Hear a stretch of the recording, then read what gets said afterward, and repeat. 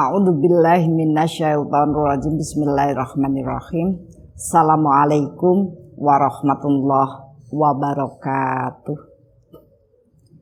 Alhamdulillahirabbil alamin.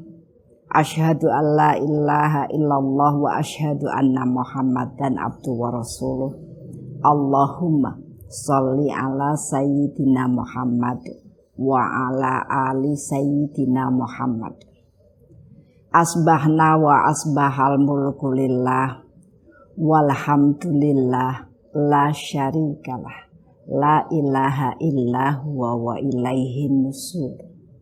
Asbahna ala fitratil islam wa kalimatil ikhlas wa ala dini nabiyina Muhammadin sallallahu alaihi wasallam wa ala millati abina Ibrahim hanifa wa ma kana minal musyrikin. Allahumma inni asbahtu minka fi ni'matin wa afiyatin wa sitri fa'atimma alayya ni'mataka wa afiyataka wa sitraka fid dunya wal akhirah. Amma ba'd. Ibu-ibu rahimakumullah, alhamdulillahirabbil alamin. Segala puji bagi Allah yang telah memberikan pemeliharaan dalam perjalanan kehidupan kita. Allah berikan kepada kita ketentuan-ketentuan pokok yang akan bisa kita pakai, akan bisa dipakai oleh manusia sebagai pegangan sampai akhir dari dunia. Allah berikan kepada kita berbagai contoh, dari mulai contoh para nabi sampai pada contoh-contoh para salafus soleh dalam setiap masa.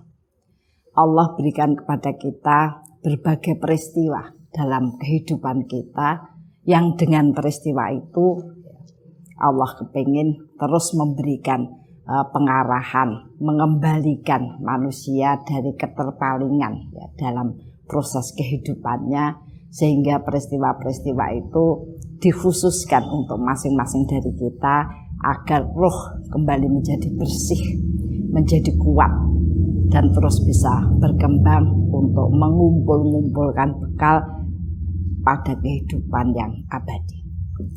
Ibu-ibu rahimakumullah, kali ini kita akan berbincang tentang prasangka. Ya. Allah sampaikan kepada kita, Allah akan memenuhi ya prasangka dari hambanya. Dan prasangka adalah bagian yang penting dari kekuatan seseorang dalam berharap pada perjalanan kehidupannya.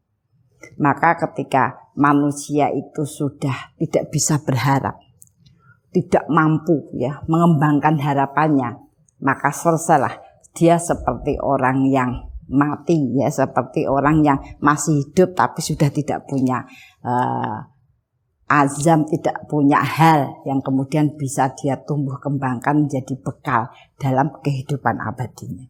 Nah, untuk itu hal yang ada pada proses perjalanan kehidupan kita, dan semoga saja tidak disalahpahami bahwa ternyata berprasangka baik itu adalah menjadi bagian yang harus diupayakan, bahkan harus diperjuangkan, karena prasangka baik itulah yang kemudian mendudukkan kita dan mengangkat derajat kemuliaan kita ya, karena memang itulah yang kemudian menandakan barang siapa hamba itu berprasangka baik, maka Allah pun akan memberikan prasangka kepadanya ya, dengan apa-apa yang ada di benaknya. Nah, untuk itu kita lihat bagaimana Allah mempersiapkan kokohnya kehidupan manusia itu dengan prasangka. Ibu-ibu rahimakumullah, hidup adalah kumpulan prasangka dan keputusan ya. Kenapa? Karena manusia memang sangat tidak tahu apa yang akan terjadi dari detik ke detik, dari menit ke menit, dari jam ke jam, apalagi dari hari ke hari. Semua serba ya prasangka, ya kita dugaan-dugaan yang ada. Dan dalam perjalanan dugaan-dugaan itu manusia mengklasifikasikan dalam hidup itu ya kalau tidak baik ya buruk, kalau tidak benar ya salah, ya. Maka kita akan selalu berharap dalam perjalanan kehidupan kita itu kita selalu memilih hal-hal yang tepat, ya, berprasangka baik kemudian menjadi baik, ya, menjadikan awal dari proses perjalanan yang akan memberikan banyak harapan. Prasangka yang baik akan memberikan dorongan harapan yang tinggi. Tersebutlah sebuah kisah, ya, maka yang namanya prasangka itu manusia selalu memberikan gambaran kehidupan dengan kalimat suatu hari, ya, kita akan berbicara masa yang akan datang, gitu, semuanya bentuknya prasangka. Ada sosok alim, ya, dulu hidup di zamannya, namanya Malik bin Dinar. Malik bin Dinar ketika itu menjadi orang yang cukup terpandang, ya, orang yang mapan dalam proses kehidupannya. Kemudian dia dengan santai dan mantap dia berjalan-jalan tanpa ada rasa takut karena dia merasa prasangkanya itu adalah dia sudah dilengkapi dengan berbagai hal dalam kehidupan, jadi tidak ada yang perlu ditakutkan dalam bayangan prasangka dunianya. Nah, suatu ketika Malik bin Dinar itu ternyata ditangkap oleh seorang penyamun. Maka kemudian dia diikat kuat dari mulai kaki, badan sampai kepala. Kalau zaman sekarang mungkin ya dikasih lakban gitu, ya, lakban dari kaki sampai ke kepala, sehingga hanya kepalanya saja yang nampak dan kemudian melihat sesuatu, tapi dia sama sekali tidak bisa bergerak. Maka kemudian Malik bin Dinar dilempar ke jurang yang sangat dalam. Orang tidak tahu apakah itu ada orangnya apa tidak. Ya. Maka ketika Malik bin Dinar dengan segala kesedihan, dengan segala ketakutan, dengan segala harapannya itu dia berusaha untuk melepaskan diri, ternyata tidak bisa. Hari per hari, dari hari pertama, hari kedua, hari ketiga. Nah, pada hari ketiga, hari kedua, ketiga gitu ya, Allah memperlihatkan ya kepadanya, ya, di tengah keputusasaan, wah kayak gini ini wis matilah aku, ya sudah, prasangka dia wis tidak ada yang bisa nolong, tidak mungkin ada orang datang, ya, dan kemudian ya matilah aku, sudah gitu. Jadi dia tidak mau sama sekali untuk memikirkan, ya, karena dia sudah berusaha bergerak ke sana ke sini dan lain sebagainya, yang kemudian hanya mendapatkan kelelahan, luka dan duka. Suatu saat dia diperlihatkan oleh Allah ada seekor ular, ya, ada seekor ular yang ada di sana, dan ular itu buta, ya, dia diem saja gitu, ya. Tiba-tiba datang burung, ya, kemudian mengetuk-ketuk kepalanya, dan kemudian ular itu membuka mulutnya dan burung itu menjatuhkan, ya, sesuatu ke mulutnya, terus begitu balik. Maka membuat dia kemudian punya semangat. Ini yang artinya bukan manusia saja punya harapan. Maka kemudian dia terus berdoa. Dia terus berdoa untuk mendapatkan pertolongan. Dan suatu hari ada seekor burung itu yang biasa dia mengambil biji-bijian dan sebagainya, itu selalu merebut roti. Setiap pengunjung kemudian dia terbang turun ke bawah. Nah, karena heran suatu saat kenapa ini yang diambil roti, ada seseorang yang kemudian mengikuti. Dan ternyata burung itu ditugaskan Allah untuk memberikan makan orang yang terikat itu. Ya. Nah, begitulah akhirnya ditemukan dan akhirnya diselamatkan. Nah, itu tadi adalah sebuah gambaran, ya, bahwa sesungguhnya harapan yang positif, ya, itu akan tetap memberikan bagian kebaikan. Taruhlah kemudian ceritanya itu mungkin kemudian sampai meninggal dan lain sebagainya, namun ketika seseorang yang terikat itu kemudian memikirkan sesuatu untuk mengakhiri dengan sebaiknya, Ya, kalau toh pun meninggal, mungkin dia dalam keadaan untuk berzikir dan lain sebagainya. Yang jelas digambarkan bahwa orang yang masih punya harapan adalah orang yang memang menguatkan jiwanya untuk kemudian mendapatkan sesuatu yang lebih dari yang dia bayangkan. Ya, jadi itu tadi yang diharapkan ketika kemudian prasangkanya itu baik, maka harapannya akan menjadi tinggi. Nah, kemudian dorongannya menjadi kuat. Bayangkan kita ditunjukkan oleh Nabiullah Ibrahim, cerita Nabiullah Ibrahim. Cerita yang akan syarat banyak hikmah dalam berbagai sisi. Kemudian diolah, kemudian digali banyak sekali yang dihasilkan rahmat dari perjalanan sosok Nabiullah Ibrahim. Nabiullah Ibrahim itu diberi ketetapan yang kurang bagus oleh Allah, yaitu beliau tidak diberi keturunan dalam jangka waktu yang lama. Namun ya, kondisi itu kemudian menjadikan Nabiullah Ibrahim tetap berprasangka baik. Dan akhirnya ketika kemudian dia berdoa 90 tahun kemudian, maka Nabi Ibrahim kemudian diberikan jawaban dari doanya. Dan kemudian dia diberikan hadiah, ya tidak sekedar satu anak, kemudian dilahirkan anak yang lain dan lain sebagainya. Itu harapan ya, ketika kemudian prasangka itu bisa dijaga, maka harapan-harapan semakin tinggi dan Allah pun ternyata akan mengangkat derajatnya karena kemuliaan harapan dan dia diberikan lebih ya dari apa-apa yang ada dalam harapannya itu. Untuk itulah Allah memberikan ujian-ujian ya agar kita menjadi orang yang kuat dalam berharap. Karena itu untuk bisa menjaga api kehidupan. Jadi secara sunatullah Allah itu akan memberikan ujian-ujian kepada manusia. Agar apa? Agar dia belajar berprasangka. Karena prasangka yang baik itulah yang kemudian akan meningkatkan harapan seseorang. Dan harapan yang sangat tinggi itu disebut terhadap harapan-harapan ukhrawi. Harapan bagaimana dia mewujudkan kehidupan yang abadi ya. Karena harapan-harapan yang ditujukan kepada dunia itu pasti akan hilang. Kalau toh dia terpenuhi, maka dia akan hanya sebentar dan sedikit saja merasakan apa-apa yang diharapkan. Dan kemudian hilang begitu saja. Maka Allah kepingin orang itu punya harapan yang sangat tinggi. Harapan ukhrawi, harapan akhiratnya, harapan mendapatkan kehidupan yang abadi dengan bekal yang sangat cukup. Bahkan ada orang yang oleh Allah diberikan kesempatan karena tingginya harapan, tingginya yang dia capai dalam mencapai harapan itu, maka dia menjadi sebab seluruh keluarganya diangkat menuju kepada surga. Ya. Nah, ada tahapan-tahapan Allah itu melatih, menguatkan prasangka baik. Saya ingatkan kembali peristiwa-peristiwa yang seolah-olah tidak mengenakan. Ketetapan-ketetapan buruk itu memang sengaja dihadirkan oleh Allah untuk melatih manusia dalam berprasangka dan meningkatkan harapannya.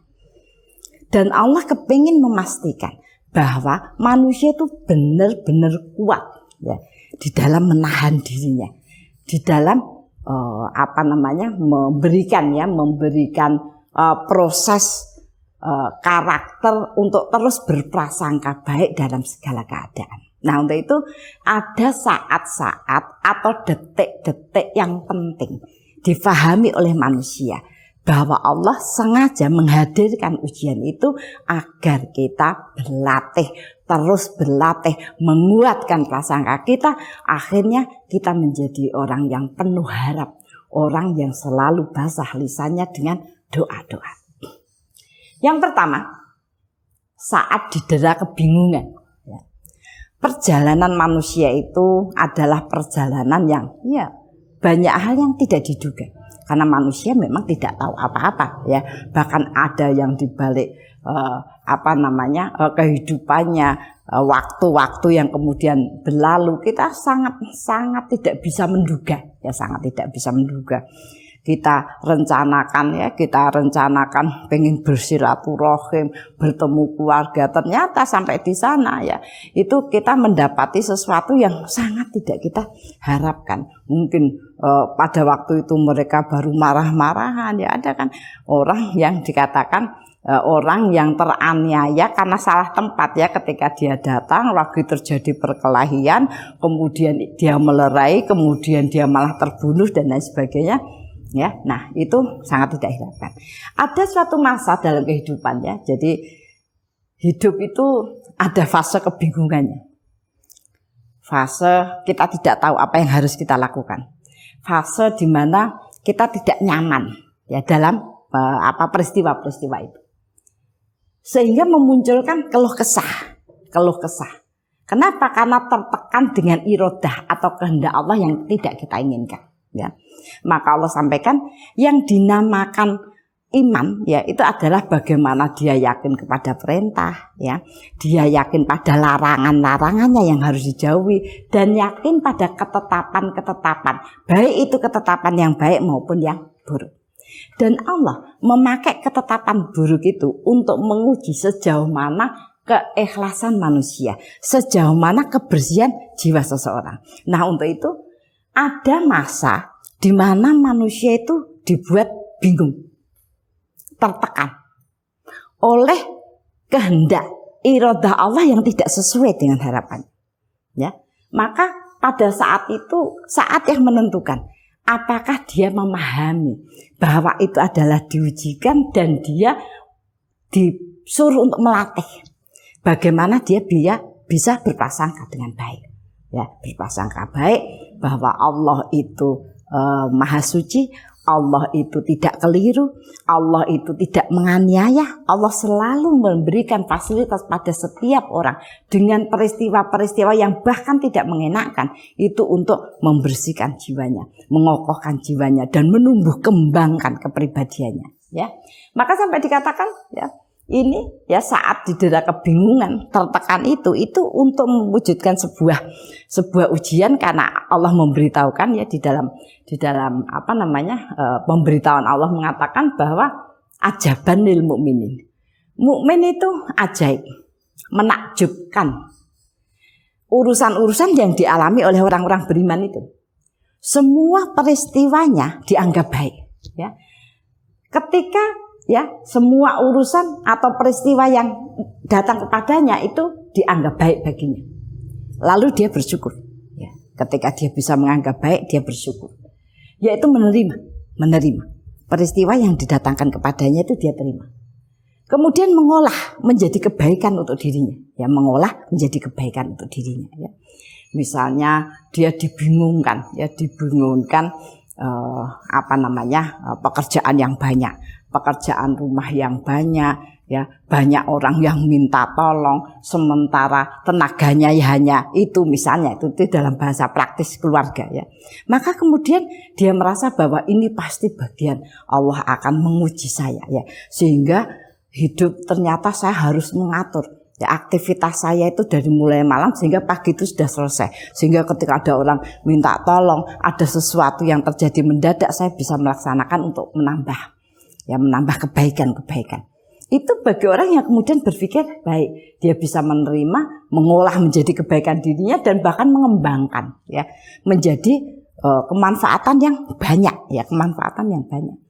Awalnya itu adalah menjadi bagian dari ujian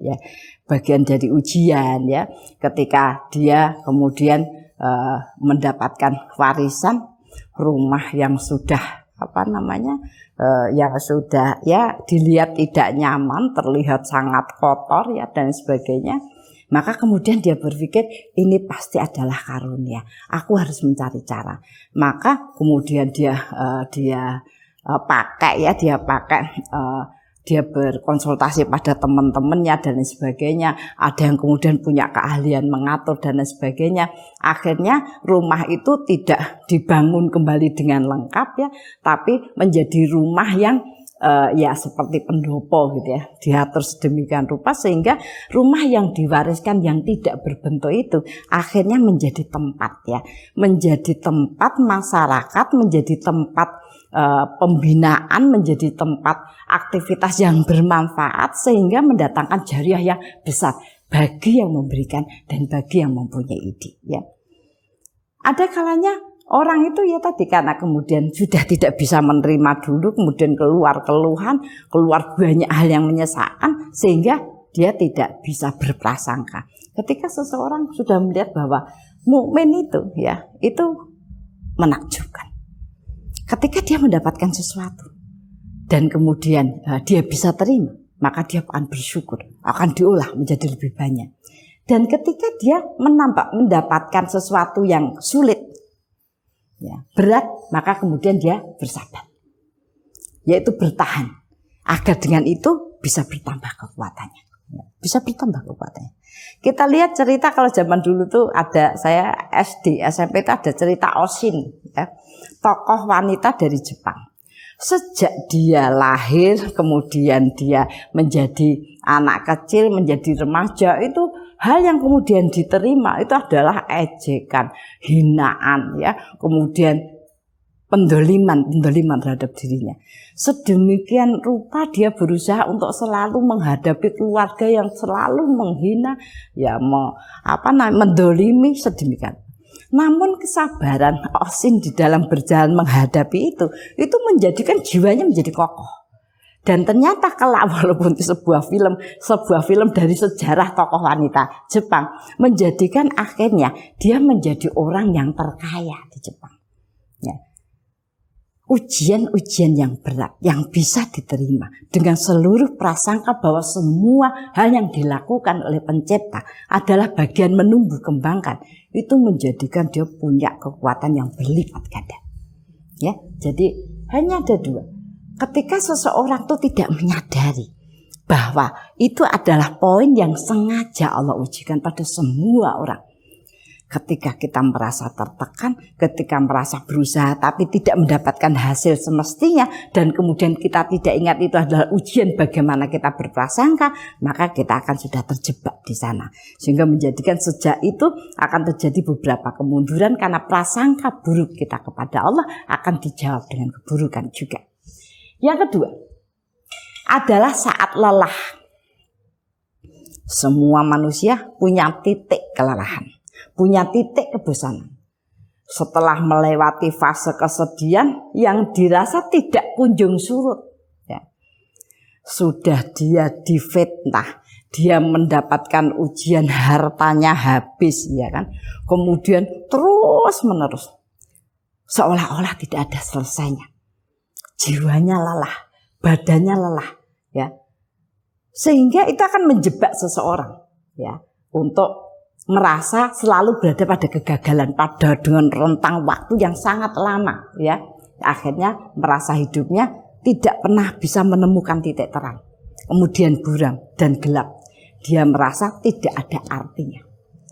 Tidak ada artinya dia berbuat baik, membaiki orang, karena semua peristiwa yang kemudian menuju kepadanya itu seolah-olah sudah diberi judul kegagalan. Padahal hidup itu bukan bicara hasil. Hidup adalah bicara proses. Bagaimana Allah itu sengaja memberikan proses-proses ujian agar manusia itu siap untuk mendapatkan tugas, ya. Kenapa kalau kita itu hanya beramal untuk diri kita? Enggak cukup. Kehidupan yang akan membawa kita itu adalah kehidupan yang abadi, yang panjang. Sehingga dia harus memakai bagaimana dia itu kemudian berbuat baik dan mempunyai kebaikan bagi yang bisa dimanfaatkan oleh banyak orang. Nah, namun tadi fase kelelahan, ya, itu sangat menjebak, mencekam, ya. Padahal ada sebuah hadis mengatakan, ketika seorang mukmin itu didera kesedihan demi kesedihan, kedukaan demi kedukaan, kesakitan demi kesakitan, ya, tekanan demi ketekanan, maka tidak akan diberikan balasan oleh Allah kecuali dihapus dosanya dan diberi kemudahan yang besar. Namun itu harus dilalui, karena kemudahan, keberkahan itu hanya bisa dipercayakan pada orang-orang yang tangguh. Orang yang tidak kuat mentalnya kemudian mendapatkan kebaikan yang banyak, maka dia hanya berpikir untuk diri. Dia tidak pernah berpikir untuk bagaimana mengembangkan seluruh karunia yang diberikan kepadanya untuk kebaikannya dan kebaikan orang banyak, ya. Sehingga harus diuji, ya, dengan berbagai rasa. Nah, ketika seseorang tidak memahami dan ketika seseorang itu menganggap nek urip itu hanya dibuat sedih, hanya dibuat gagal, hanya dibuat kecewa, bagaimana mungkin kemudian Allah itu menuntut kita berbakti? Lalu apa? Apa fungsi Allah itu? Apa fungsi menolongnya? Padahal sudah diberi ketetapan. Ketika orang itu tidak bersih, ketika orang itu tidak kuat, ketika orang itu tidak tahan uji, maka dia tidak akan pernah bisa membawa bagian-bagian yang penting dalam kehidupan itu. Kemudian yang ketiga, saat terbakar oleh api kemarahan, ya. Ada suasana yang spesifik yang menyebabkan orang itu kalap, lepas kontrol. Dan setan sangat mengetahuinya, ya. Ada orang-orang tertentu itu yang punya hal-hal yang spesifik. Ada orang kalau disinggung tentang harga dirinya, maka dia akan kalah. Dia akan marah, kata-katanya tidak terkontrol. Bahkan kemudian dia mengeluarkan kata-kata atau janji-janji atau ancaman-ancaman yang mungkin itu akan kembali kepada dirinya. Ada juga orang itu yang marah ketika ujian-ujian itu menimpa keluarganya. Ya. Yang namanya dunia itu tidak pernah sama. Dunia itu akan selalu berubah. Ya. Maka kalau kemudian kita tidak menyadari, kita hanya berpikir bahwa semua yang saya punya, semua yang diberikan pada saya itu tidak boleh diganggu. Maka setan tahu, setan itu ditugaskan untuk menggoda, ya, menggoda manusia. Dan setan sangat hafal, ya. Sangat hafal pada masing-masing ciri, ya, masing-masing orang. Hal-hal yang spesifik pada orang satu tentu saja tidak sama dan sangat hafal. Maka setan yang sangat berbahaya itu ada di Masjidil Haram. Ya, itu setan yang hidup sejak Nabi Adam. Dia sangat tahu, sangat hafal kelemahan seseorang. Maka salah satu hal yang menyempurnakan ibadah haji, ya, itu lisan. Karena setan itu akan mengganggu bagaimana manusia itu kalap, ngomong yang tidak baik, ya.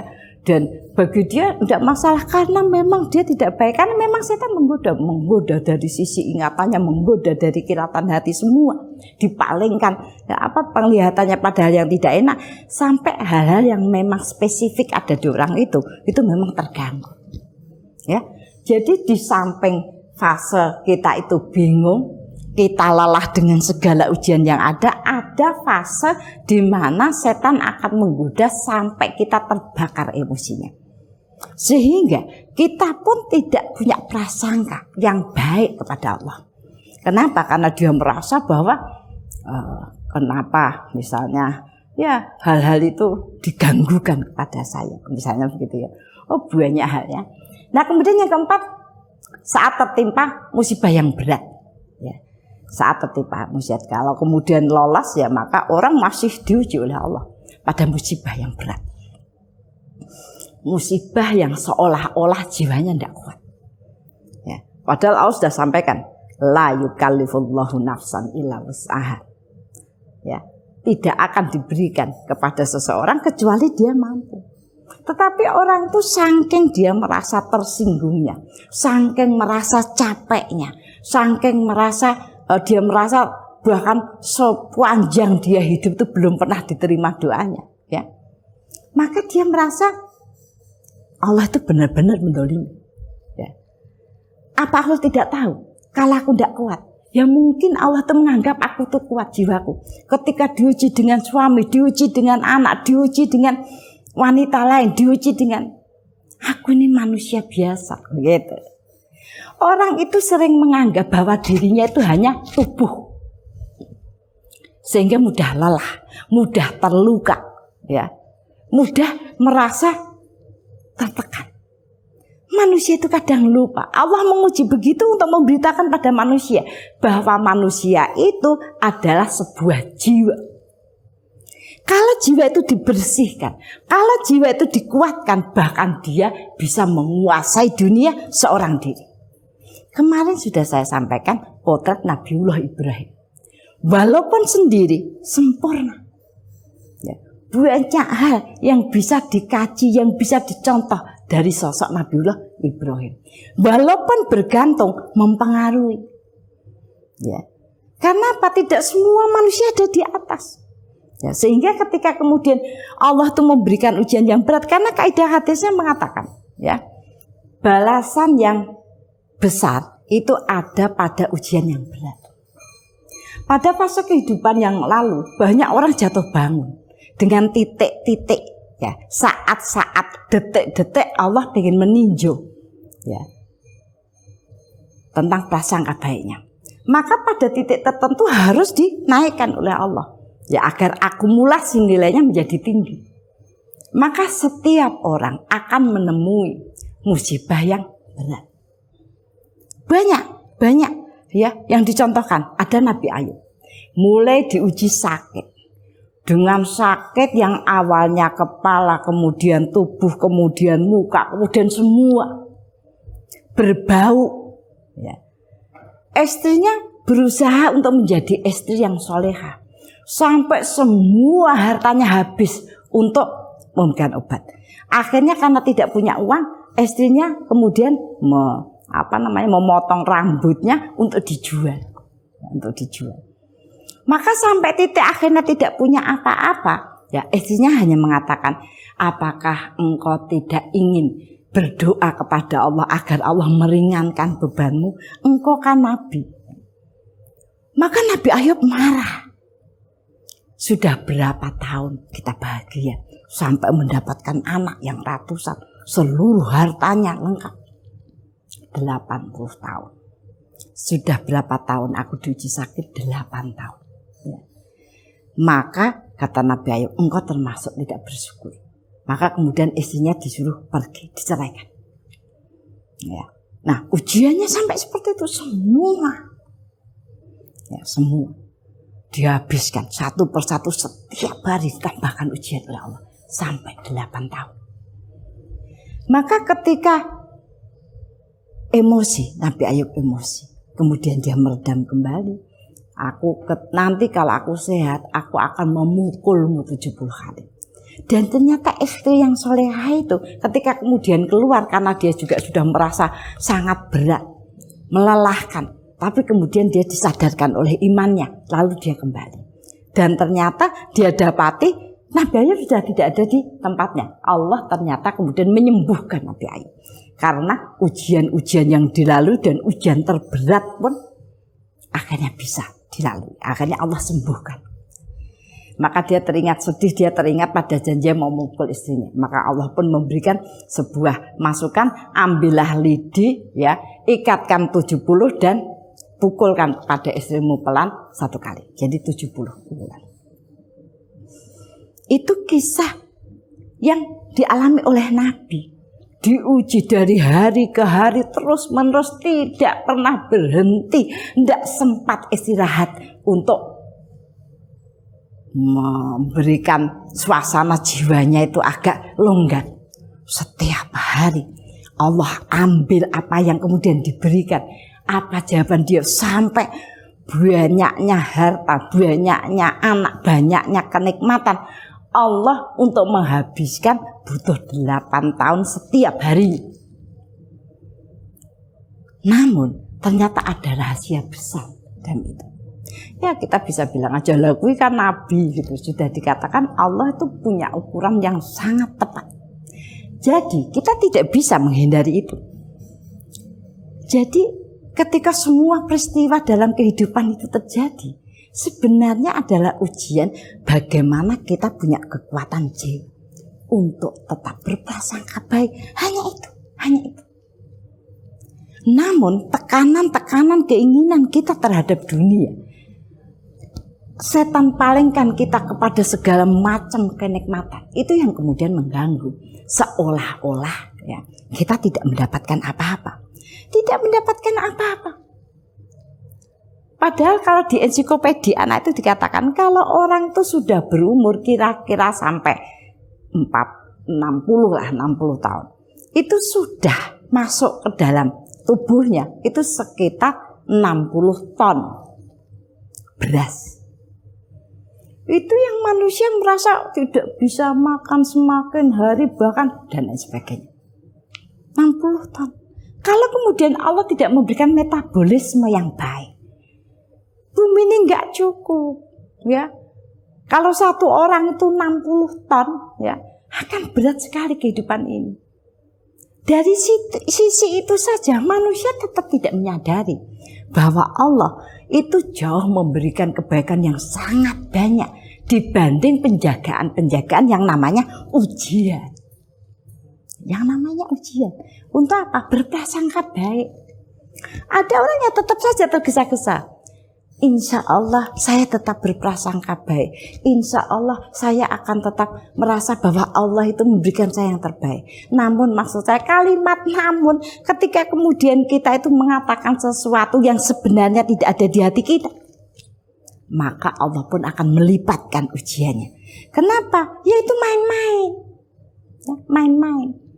Kalau benar kita itu orang yang kemudian menyadari bahwa hidup itu adalah bagaimana kita menghadapi ujian, kemudian mengokohkan prasangka, maka dia akan sungguh-sungguh membangun ya proses kebiasaan hidup.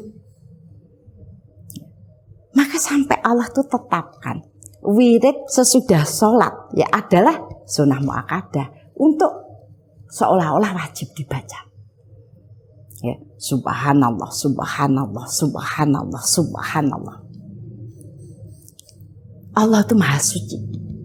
Tidak ada kesalahan Allah dalam menciptakan kita, dalam membentuk ya, jasad kita, dalam memberikan kita keluarga, memberikan anak, memberikan kehidupan, memberikan rumah, memberikan teman, semua. Subhanallah. Tidak ada yang salah. Yang mana yang mau diprotes? Yang mana? Tunjukkan. Semua datang dari Allah. Maka manusia, orang yang berprasangka baik, maka dengan tulus dan dengan perasaan yang sangat bombong, ya, berbesar hati, alhamdulillah, alhamdulillah. Yang di alhamdulillah apa? Ya tadi, semua hal yang diberikan itu tepat. Pilihan yang sangat cerdas. Hanya dengan itulah maka aku menyadari dan tumbuh berkembang. Hanya dengan itu, hanya dengan apa yang engkau berikan kepadaku lah maka aku bisa mengolah dunia sehingga mempunyai kemanfaatan yang banyak. Bukan seberapanya, bukan. Banyak sekali contoh orang biasa itu yang luar biasa dalam apa? Dalam karya. Karya adalah amal atau perbuatan yang dilakukan bahkan kemudian diingat, ya, diingat terus. Itu adalah karya ya. Maka tadi bersiaplah. Ketika seseorang itu setengah-setengah akan ada bagian yang berat pastilah. Ya, maka kemudian kita terus bersiap dalam kondisi bahwa kita terus akan diberikan oleh Allah bagian-bagian. Misalnya kita itu memang dulu waktu kecil tidak bagus dalam memasukkan vitamin ya, vitamin ada vitamin kalsium, ada vitamin C, maka tuanya kita juga kesulitan ya, harus tambah, harus lebih ya. Kenapa ya? Karena terjadi ketidakteraturan ketika masa yang lalu ya. Kemudian yang terakhir saat menjelang kematian ya. Saat menjelang kematian adalah saat yang menentukan ya proses perjalanan menuju kehidupan yang abadi. Bahkan sampai diingatkan yang paling penting ini, yang paling penting semua hal ini disiapkan untuk nomor 5 ini. Maka sampai dikatakan suruh mengulang-ulang, qul innas sholati wa nusuki wa mahyaya wa mamati lillahi rabbil alamin. Bagian yang besar dalam perjalanan kehidupan kita adalah menyiapkan jalan kematian. Karena itu perpindahan alam. Hidup itu selamanya. Hidup adalah keabadian. Kalau toh kita kemudian meninggal dalam bahasa dunia, ya itu disuruh meninggalkan fasilitas yang dipinjamkan, yaitu apa? Fisik. Lalu kita akan mengalami kehidupan di alam kubur. Nah, proses-proses menuju alam kubur dengan prasangka yang baik, maka sampai dikatakan kalau orang bisa berakhir dengan kalimat la ilaha illallah maka surga baginya. Kenapa? Itu prasangka. Prasangka yang baik. Sungguh tidak ada sesuatu yang lebih bermanfaat, yang lebih penting kecuali Allah. Maka itu saat yang sangat penting. Nah, untuk itu ada proses kemudian ditalkin ya, orang membaca Yasin dan sebagainya apa? Untuk mengkondisikan agar suasana sekitar itu menurunkan rahmat dan mengingatkan kepada orang yang mengalami sakaratul maut ya, itu mendapatkan bagian bisa menguatkan seluruh jiwa untuk berakhir dengan kebaikan. Ya. Nah, ibu-ibu rahimakumullah, ada beberapa hal yang tadi perlu kita terus sampaikan. Kenapa? Karena maut itu menjadi rahasia Allah. Waktunya, ya, prosesnya, ya, hal-hal yang mendahulunya semua menjadi rahasia Allah. Nah, untuk itu agar kita tetap siap dan proses kita itu menuju proses yang mengambil bagian selanjutnya, cara yang paling mudah adalah mengikuti apa-apa yang diberikan Allah kepada kita. Dan semua yang diberikan Allah kepada kita, entah bentuknya itu karunia, entah bentuknya itu peristiwa, entah bentuknya sesuatu yang kita anggap ya itu berat ya, ketetapan yang tidak menguntungkan ya, tidak bagus ya. Maka manusia hanya punya satu pilihan, bagaimana dia bisa menerima. Dan dengan penerimaan itu Allah membantu manusia justru melambungkan harapan-harapan yang besar ya. Nah, kita berharap kita tidak mudah terpalingkan. Kita tidak menjadi orang yang mudah mengeluh hanya karena suasana-suasana, perasaan-perasaan yang kita harapkan di dunia ya.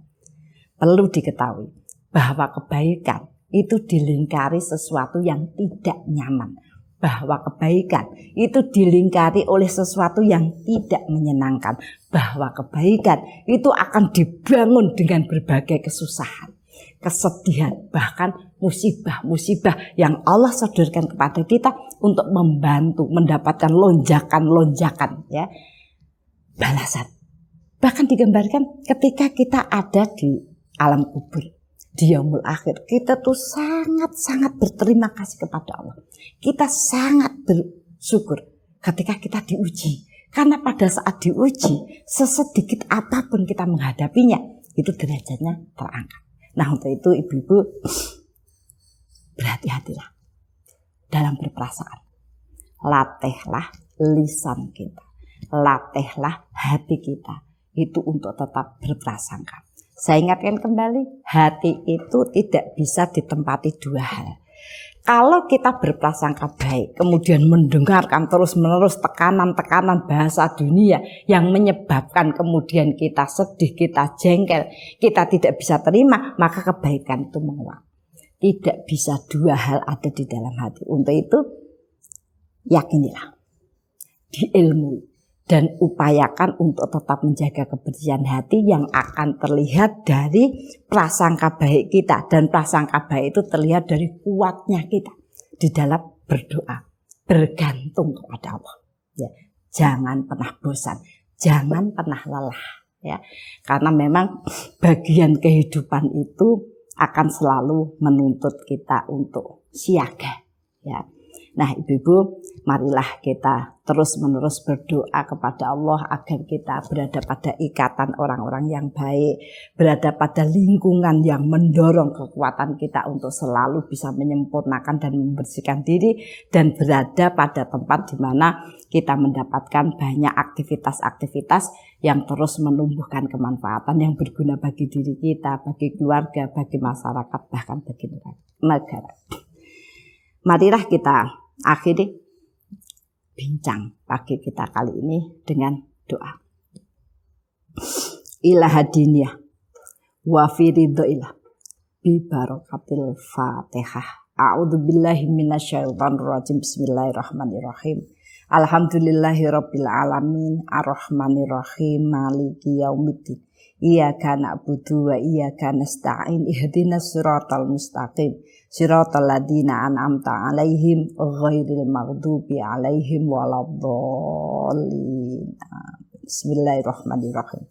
Qulillahumma Malikal mulki tu'ti mulka man tasya wa tanzi'u mulka mimman tasya wa tu'izzu man tasya wa tudhillu man tasya biyatikal khair innaka ala kulli syai'in qadir tulijul laila fin nahar wa tulijun nahara fil lail wa tukhrijul hayya minal mayyiti wa tukhrijul mayyita minal hayyi wa tarzuqu man tasya bighairi hisab Rabbana dhalamna anfusana wa illam taghfir lana wa tarhamna lanakunanna minal khasirin Rabbana ighfir lana wa li ikhwanina alladziina sabaquna bil iman wa la taj'al fi qulubina ghillan lil ladziina amanu rabbana innaka ra'ufur rahim Rabbana la tuzigh qulubana ba'da idh hadaitana wa hab lana min ladunka rahmah innaka antal wahhab Rabbana hab lana min azwajina wa dzurriyyatina qurrata a'yun waj'alna lil muttaqina imama Rabbi firli wa li walidayya warhamhuma kama rabbayani shaghira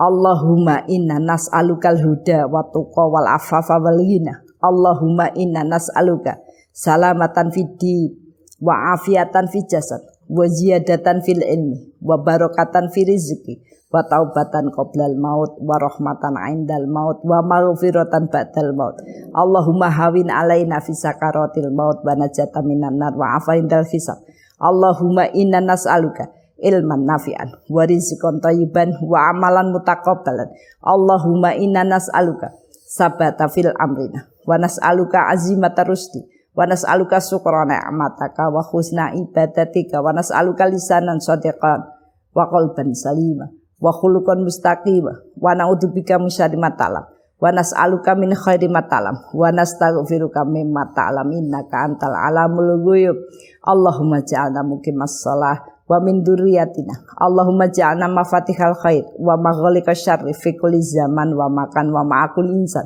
Allahumma ja'alna minal ladzina idza ahsanu istabshiru wa idza asa'u istaghfaru Allahumma ja'alna fi amalina ajran katsira wa sabrun wa rahmah wa hikmah wa barakah Rabbana atina min ladunka rahmah wa hayyi lana min amrina rasyada Rabbana atina fid dunya hasanah wa fil akhirati hasanah wa qina adzabannar subhana rabbika rabbil izzati amma yasifun wassalamu ala mursalin walhamdulillahirabbil alamin. Kita tutup bincang kita, majelis kita dengan kafaratul majelis. Subhanakallahumma wa bihamdika asyhadu an la ilaha illa anta astaghfiruka wa atubu ilaik. Alhaqqu min rabbika wa takunana minal mumtarin. Assalamualaikum warahmatullahi wabarakatuh.